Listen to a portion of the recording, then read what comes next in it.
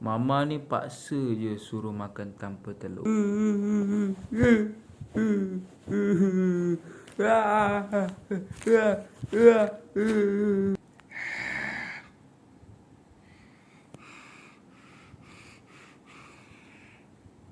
Weh Zaidi, aku ada masalah ni.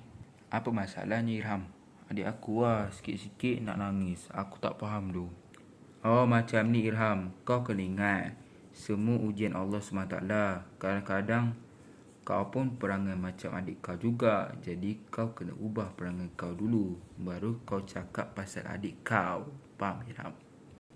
Throwback. Abang angkat baju sekarang.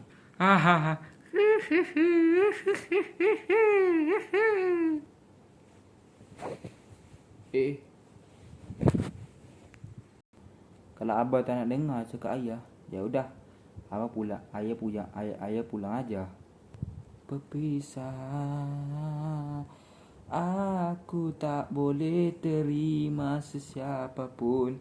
Aku terpaksa pulang untukku, sebab orang membenciku. Lagi-lagi engkau aku membenci.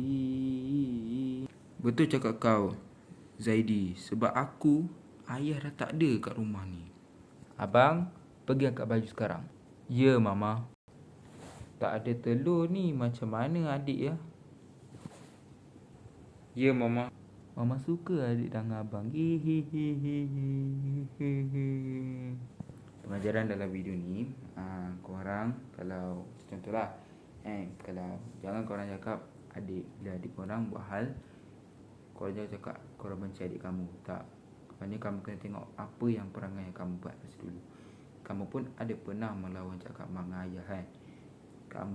Korang pun ada pernah cakap. Kalau ada adik yang suka cari menangis yang beria-beria ni, jadi korang kena sedar dirilah, yang mana abang gagal menjadi leader lah. Sebab adik ni dia mengikuti abang, bukannya abang mengikuti adik. Jadi adik akan mengikut abang. Itu jawapan dia. Jadi kalau korang suka video saya kali ni, jangan lupa untuk like dan share dan subscribe. Okay, bye.